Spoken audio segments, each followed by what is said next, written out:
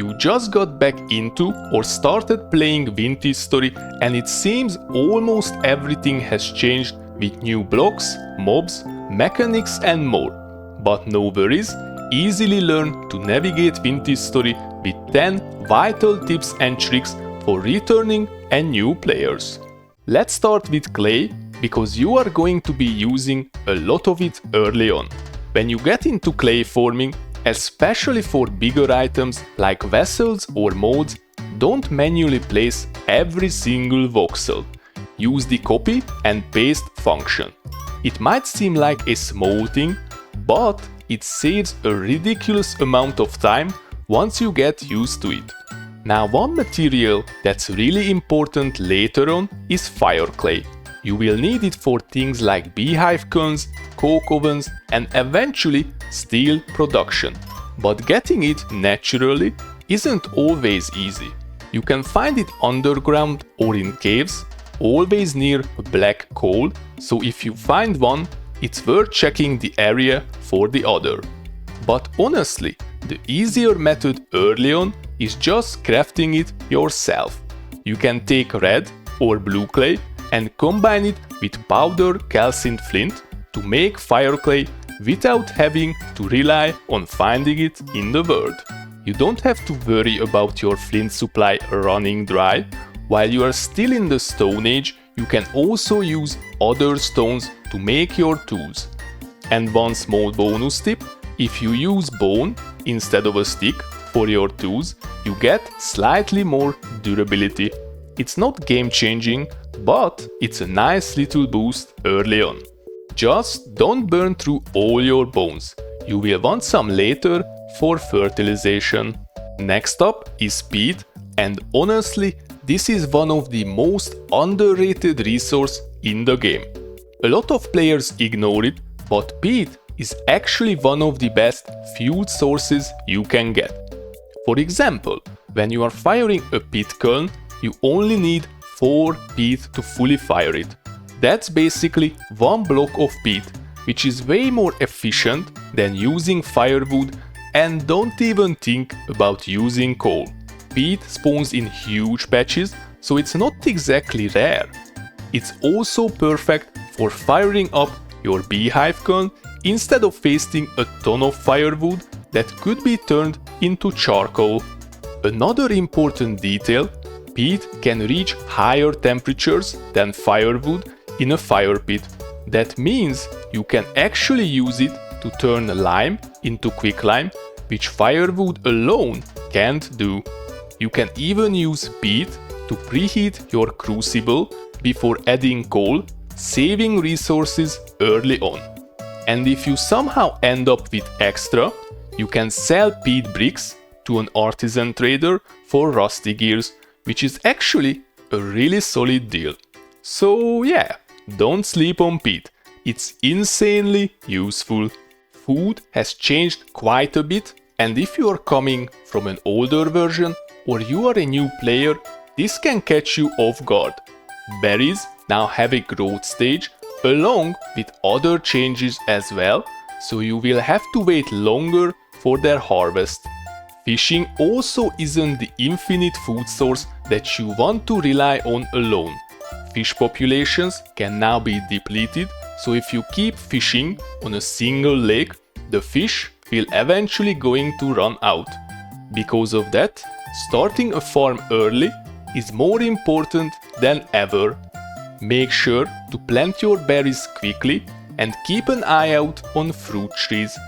Fruit trees require a full winter cycle to vernalize, so if you plant them in the spring, you need to wait at least a year before they yield any fruit.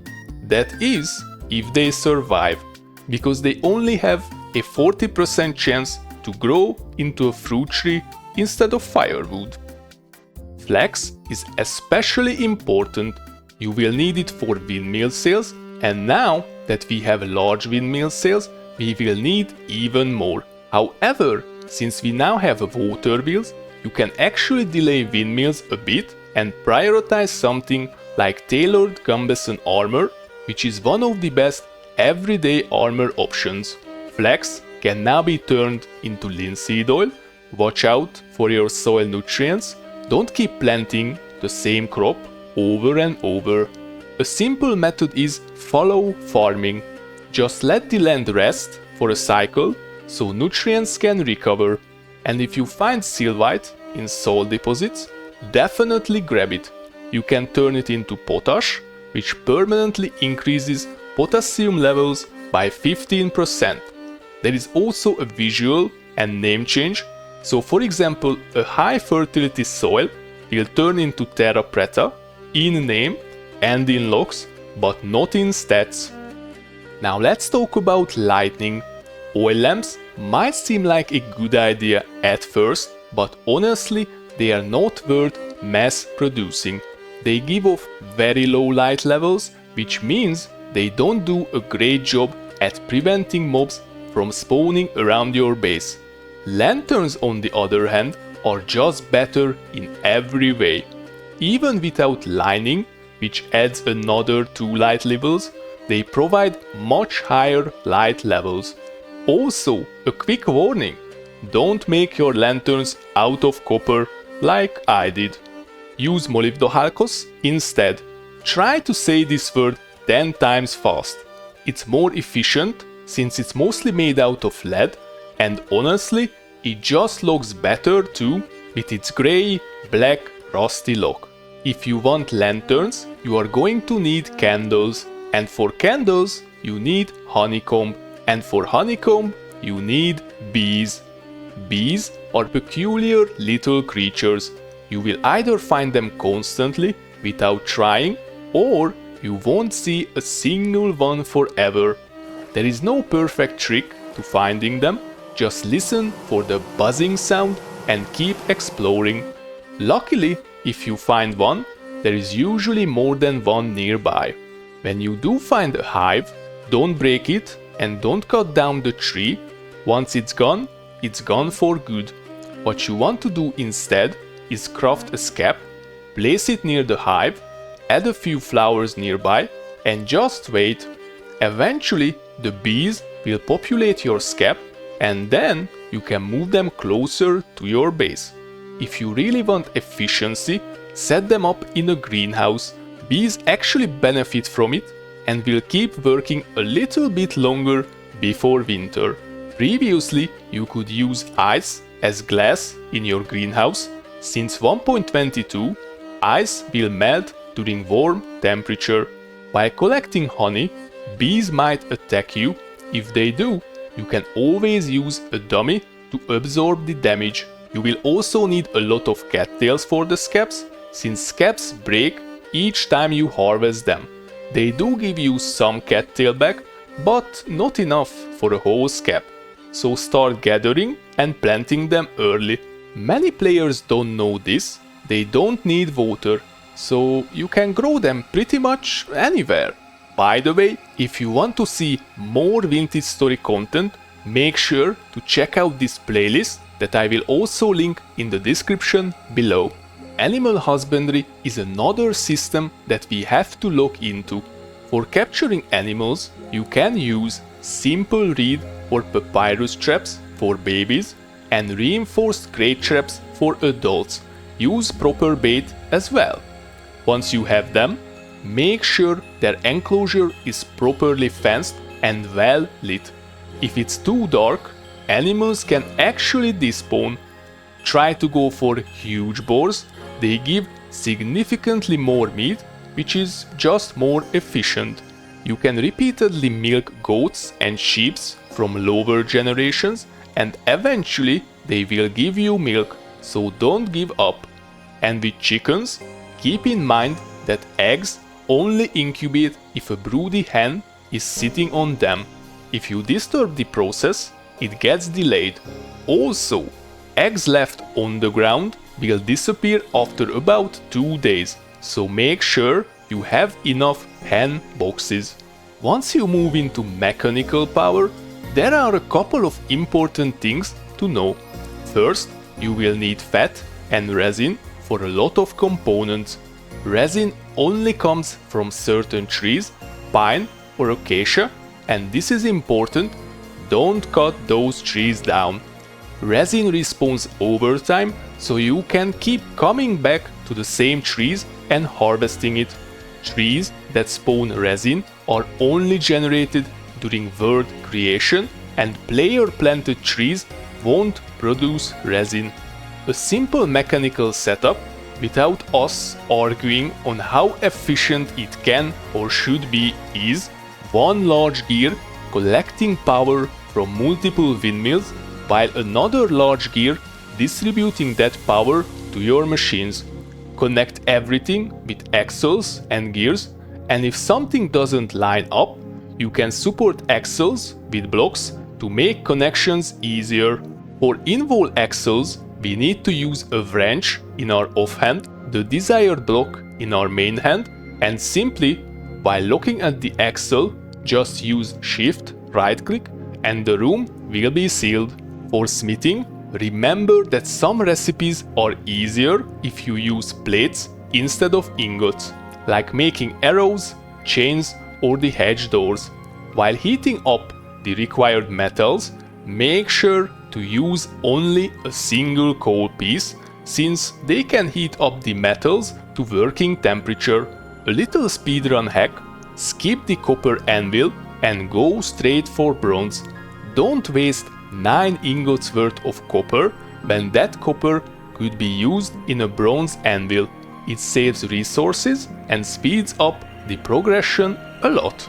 When it comes to mining, your first real goal should be getting 40 copper nuggets, 20 for a pickaxe and 20 for a hammer. And once you have those, you can start properly mining veins. Always mark where you find surface nuggets, because there is more underground. For mining underground ores, you will need the pickaxe, and to get nuggets, you need to break them with the hammer. If you are struggling to find specific ores like tin or iron, and the prospecting pick isn't helping you, caves can sometimes have exposed veins, so they are always worth checking out. Winters are cold, the nights are longer, and there is nothing to do. Or is there? It's actually one of the best seasons for progress. Instead of seeing it as a limitation, use it as an opportunity. It's the perfect time to show off your chiseling knowledge and to expand your base. Build that certain building that you held off for one reason or another. No more excuses. You can also go through all the bony soil you collected from ruins and pen it for resources, which you did collect, right? And honestly, it's also just a great time to relax, experiment with food, and use up what you have stored. And finally, a few random but useful tips. You can use the handbook to pause the game while crafting, which is great if you need a moment to think. Try to settle in a plains area, ideally near some rapids and forests. You can transfer rapids over some distance using an aqueduct, and forests have wolves in them, but they also provide an easy food source in the form of mushrooms. You could venture a bit south, so the climate will be warmer and you will have a longer summer and shorter winter. While you can sleep in Vintage Story, you will use a lot of satiety, and it's best to do something useful like clay forming, penning, chiseling, mining for ores during the night. If you really want to skip nights, it's best to just sit down and wait it out, which consumes the least amount of hunger. And don't hold anything in your offhand, because that drains even more. The best late game food, in my opinion, is rice porridge with breadfruit and scrambled eggs with cabbage and cheese. With this, you will increase all 5 food category levels for the maximum amount of HP. And for last, the most important tip: don't skip the tutorial, and remember that the survival handbook is your best friend. Anyway, that is 10 tips and tricks for returning and new Vintage Story players. Which of these you didn't know about? What did I miss out? Let me know in the comments. And if you enjoyed this video, make sure to like and subscribe to see more content like this. Thank you for your time and thank you for watching. I'll see you next time. Bye!